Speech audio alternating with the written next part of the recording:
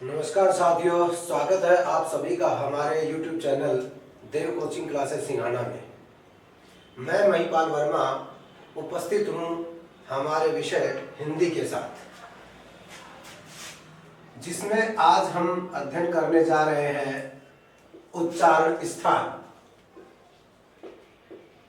उच्चारण स्थान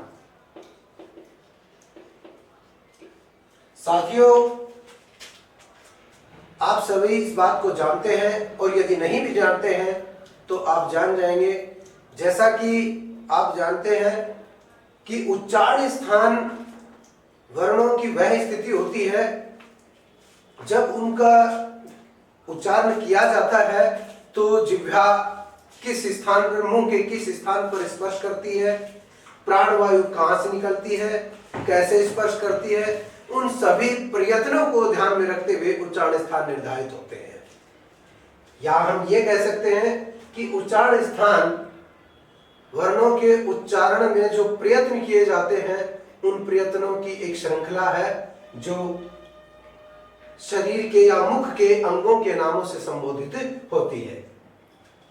तो इसी तरह उच्चारण स्थान अलग अलग वर्ण समुदाय के अलग अलग होते हैं। यहां हम बात करते हैं पहले उच्चारण स्थान कंठ की। वैसे तो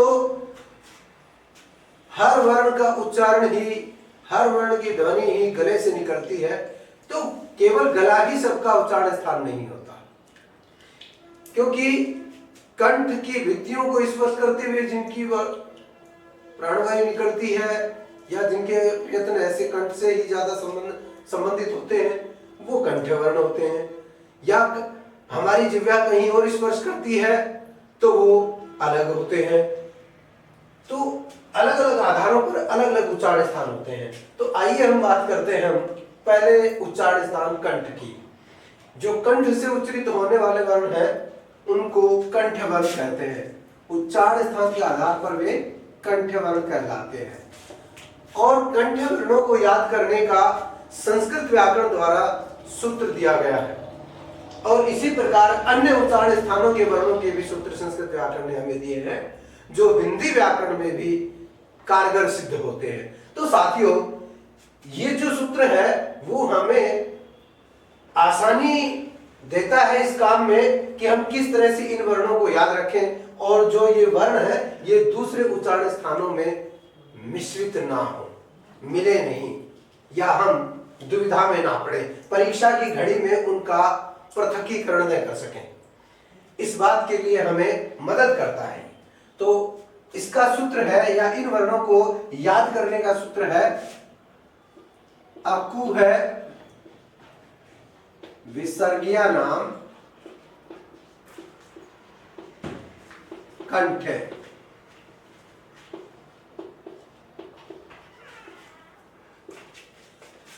अब जो मैं आपसे बात करूं कि अकवे विसर्गीय नाम जो कंठ है, इस सूत्र में हम बात करेंगे कि जो पहला वर्ण है वो है ए सूत्र का। तो ए का मतलब ए और आ दोनों वर्ण इसमें शामिल होंगे। और कै जो वर्ण है उसके नीचे छोटे ऊ की मात्रा लगी है। आने वाले सूत्रों में भी यही स्थिति रहेगी कि व्यंजनों में जो व्यंजन है उनमें जो पंचवर्ग है, पंचवर्ग का जो प्रथम वर्ण होगा उस प्रथम वर्ण के नीचे छोटे ऊ की मात्रा होगी। तो इसका तात्पर्य यह होगा कि वह पूरा वर्ग ही उस उच्चारण विशेष में, उच्चारण स्थान विशेष में शामिल है। तो यहां कै वर्ग है और कै वर्ग के प्रथम अक्षर अर्थात कै के नीचे छोटे ऊ की मात्रा लगी है, तो पूरा कै वर्ग ही कंठ वर्णों में शामिल है। तो कै वर्ग, अब कै वर्ग की बात करें तो इसके 5 अक्षर कै, ख, ग, घ, अंग, ये 5 और इसके बाद है तो है, और उसके बाद है विसर्ग, तो ये विसर्ग, ये विसर्ग, ये सारे वर्ण कंठ होते हैं। अब अगला जो उच्चारण स्थान है वो है तालु। तालु बोलने के काम नहीं आता, परंतु मैंने आपसे पहले भी कहा था कि उच्चारण स्थान प्रयत्नों के आधार पर निर्धारित होते हैं। तो यहां भी जब हम कुछ वर्ण ऐसे भी हैं जब हम उनका उच्चारण करते हैं तो हमारी जिह्वा मुख के अंदर के ऊपर वाले हिस्से, जिसको हम तालु कहते हैं, उस ऊपर वाले हिस्से यानी तालु को स्पर्श करती है। इसलिए उन वर्णों का उच्चारण स्थान क्या होता है? तालु। क्योंकि जब तक जीभ तालु को स्पर्श नहीं करेगी उन वर्णों का उच्चारण नहीं होगा, इसलिए उनका उच्चारण स्थान क्या माना जाता है? तालु। और ऐसे वर्णों को क्या कहा जाएगा? तालव्य। और तालव्य वर्णों का सूत्र है इचु यशानाम तालव्य। इचु यशानाम तालव्य। तो इसकी भी स्थिति वही है, ई दोनों, छोटी ई बड़ी ई दोनों, और च के नीचे यानी च वर्ग है और इसके नीचे छोटे ऊ की मात्रा लगी है तो पूरा च वर्ग। तो च वर्ग यानी कि च, छ, ज, झ, य पूरा। फिर इसके बाद है य, तो य, और फिर है श, तो श। तो साथियों अक्सर पूछा जाता है कि ये श है, ये जो 3 शकार रूप है हिंदी वर्णमाला में, जो 3 शकार रूप होते हैं उन शकार रूपों में इस पहले वाले का नाम क्या है? तो इसका व्याकरणिक नाम है तालव्य श। संधियों में इसे तालव्य श के नाम से पुकारा जाता है, अन्य किसी नाम से नहीं। अब इससे अगला जो उच्चारण स्थान आता है वो है तीसरा मूर्धा। साथियों सबसे पहली और गूढ़ बात तो यही है कि शरीर के अंगों में मूर्धा नामक अंग कौन सा होता है या ये स्थान कहां होता है। तो सबसे पहले तो इसका पता लगाना हमारे लिए निहायत ही जरूरी है। अलबत्ता तो आप जानते ही होंगे, और नहीं भी जानते हैं तो मैं आपको बता देता हूं कि हमारे मुख के अंदर जब तालु क्षेत्र समाप्त होता है और ऊपर वाले मसूड़ों का क्षेत्र शुरू होता है तो उस सीमा को या ये कहिए उस क्षेत्र को, मसूड़े वाले क्षेत्र को हम मूर्धा कहते हैं। और कुछ वर्ण ऐसे होते हैं जिनको उच्चारण करते समय हमारी जो जिह्वा है वो उस स्थान पर अर्थात वहां मूर्धा पर उस मसूड़े वाले स्थान पर स्पर्श करती है, तभी उनका उच्चारण संभव हो पाता है।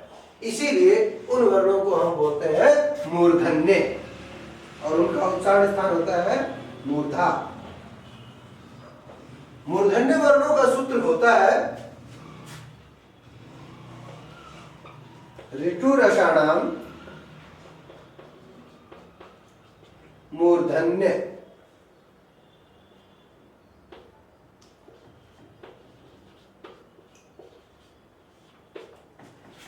अब इसमें भी स्थिति वही है, री वर्ण है। अब संस्कृत सूत्र होता है तो संस्कृत में तो री छोटी और बड़ी दोनों, लेकिन यहां बड़ी नहीं होती, हिंदी में एक ही री होती है, इसलिए हम एक ही गिन रहे हैं।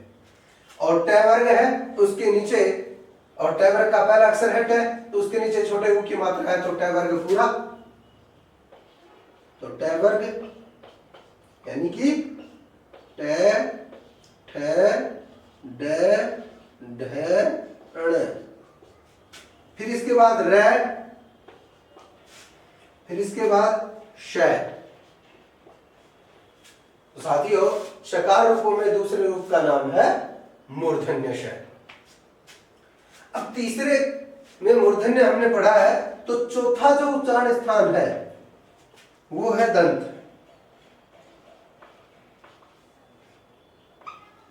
जैसा कि आप सभी जानते हो कि दंत से बोला नहीं जाता, लेकिन कुछ वर्ण ऐसे होते हैं जिनका उच्चारण करते समय जिनका उच्चारण करते समय हमारी जिह्वा ऊपर की ओर मुड़ती है और ऊपर वाले दांतों को स्पर्श करती है, इसलिए उनका उच्चारण स्थान दंत कहलाता है। और ऐसे वर्णों को हम दंत्य वर्ण कहते हैं। उच्चारण स्थान के आधार पर हम उनको दंत्य वर्ण कहते हैं। और दंत्य वर्णों का सूत्र है, दंत्य वर्णों का सूत्र होगा ऋतु लसानाम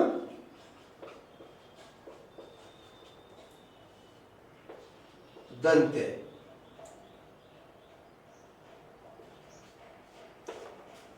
इसका मतलब ये हुआ कि लृवर्ण, साथियों लृवर्ण संस्कृत में होता है।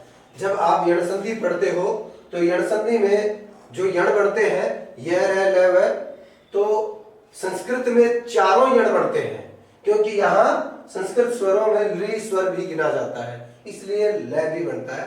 जबकि हिंदी जो स्वर संधि है उसका यण संधि जो भेद है उसमें 3 ही यण बनते हैं, य व र, ल नहीं बनता। तो लृ और तय के उ की मात्रा है तो तय वर्ग, और तय वर्ग का मतलब तय थ द ध न। फिर इसके बाद ल है तो ल और स। इसका मतलब क्या हुआ कि ये स तालव्य, ये मूर्धन्य और ये दंत्य, तीनों शकार रूपों के अलग अलग नाकरणिक नाम होते हैं। साथियों पांचवा जो भेद है या पांचवा जो उच्चारण स्थान है वो है औष्ठ। पांचवा जो उच्चारण स्थान है वो है औष्ठ, क्योंकि पांचों जो वर्ग हैं उनका विभाजित इन पांचों उच्चारण स्थानों में हो जाता है। तो पांचवा उच्चारण स्थान जो है वो है औष्ठ। औष्ठ यानी कि ओठ भी हमारे उच्चारण स्थान है। हाँ, ये तयशुदा बात है कि जब हम बोलते हैं तो होठों का हिलना लाजमी है, बिना होठों के हिले बोलना असंभव सा लगता है। तो ये तो तयशुदा सी बात है कि ओठ तो उच्चारण स्थान है ही। अब जो औष्ठ उच्चारण स्थान वाले जो वर्ण होते हैं उनको बोलते हैं औष्ठ्य। औष्ठ्य, और इन औष्ठ्य वर्णों का सूत्र है उपूक दमान्यानाम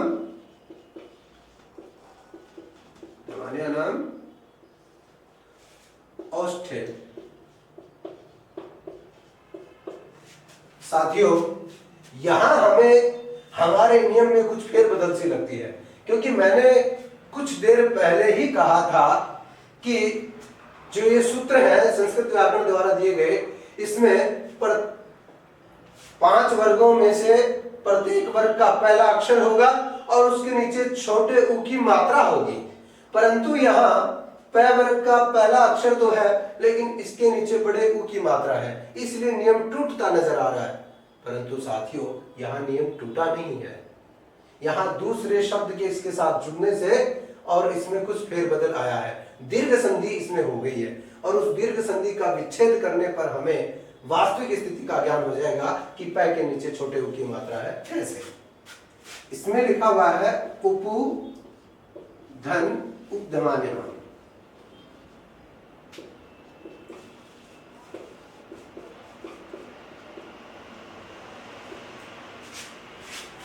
तो उपधमान्यनाम जो है वो ज्यादातर उपयोग में संस्कृत में ही लिए जाते हैं। तो यहां हम बात करें कि पै वर्ग के पहले अक्षर के नीचे कौन सी मात्रा है, तो छोटे उ की है और आगे भी छोटे उ की है। तो उ धन उ बराबर उ, दीर्घ संधि का नियम है, इसलिए बड़ा उ हो गया। तो अब यहाँ कौन कौन से वर्ण आते हैं वो मैं आपको बता दूं। उ का मतलब उ दोनों, छोटा उ बड़ा उ दोनों, और पै के नीचे उ की मात्रा है तो पै वर्ग पूरा, यानी कि पै पै बै भै और मैं। इस प्रकार ये वर्ण औष्ठ्य में आते हैं। फिर इसके बाद आता है छठा नासिका। नासिका भी उच्चारण स्थान है।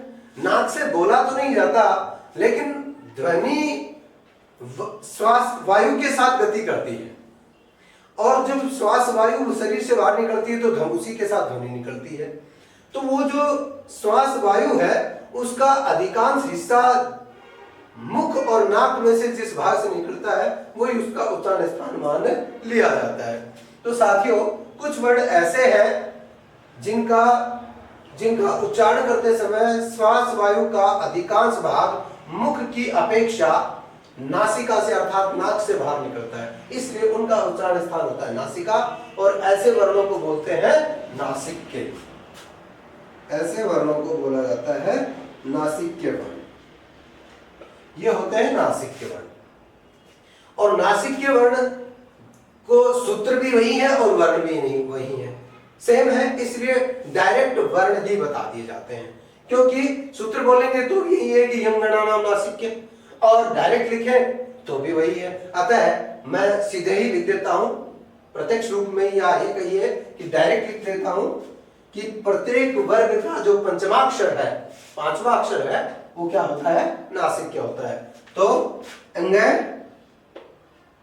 ये, अण, न, में, अनुस्वार और चंद्रमंदिर, ये किस में आते हैं? नासिक्य में। सातवां जो है वो होता है दो उच्चारण स्थानों के मेल से बनने वाला उच्चारण स्थान होता है। कौन कौन सा? कंठ और तालु, दोनों उच्चारण स्थानों के मेल से बनने वाला। और ऐसे दो उच्चारण स्थानों के मेल से जो उच्चारण स्थान बनता है, जो वर्ण बनते हैं, उनको बोलते हैं कंठ तालव्य। वो होता है वो वर्ण होते हैं कंठ तालव्य वर्ण। और साथियों, कंठ तालव्य का सूत्र है ए दवतो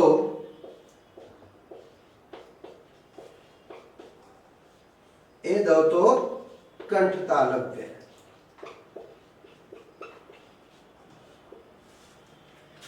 अब इसका अर्थ ये हुआ, ए दवतो का मतलब कि ए दोनों, ए आई दोनों क्या है? कंठ तालव्य है। तो ए आई ये दोनों कंठ तालव्य है। इन वर्णों को हम कंठ तालव्य मानते हैं। आठवां है कंठ और ओष्ठ से मिलकर, यानी कि ऐसे भी वर्ण हैं जो कंठ और ओष्ठ से मिलकर बोले जाते हैं, और वो होते हैं कंठोष्ठ। कंठोष्ठ और कंठोष्ठ क्या है भाई?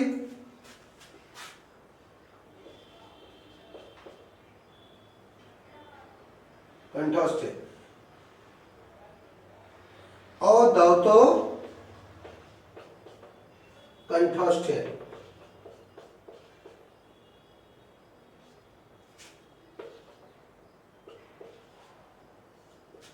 अदौतो कंठोष्ठ, यानी कि ओ औ दोनों कंठोष्ठ हैं। ओ दोनों, तो ओ दोनों कौन से? ओ औ दोनों क्या है? कंठोष्ठ है। कंठ और ओष्ठ दोनों उच्चारण स्थानों से मिलकर बोले जाने वाले वर्ण है ओ औ। अंतिम जो उच्चारण स्थान है वो है दंत और ओष्ठ, और ये होता है दंतोष्ठ।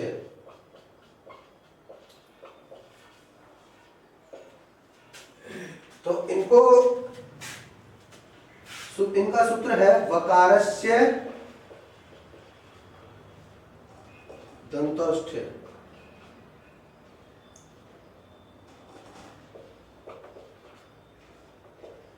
और इसमें केवल वह वर्ण आता है। मुख्य उच्चारण स्थान तो यही है, लेकिन साथियों एक अन्य उच्चारण स्थान और माना जाता है, वो होता है अलिजिह्व 10वां, जो मुख्य तो नहीं है लेकिन माना जाता है, वो है अलिजिह्व।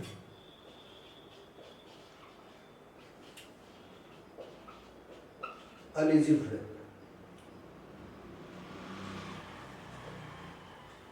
और अलिजिह्व जो होता है, इसका सूत्र होता है जिह्वा मूलशीय अलिजिह्व।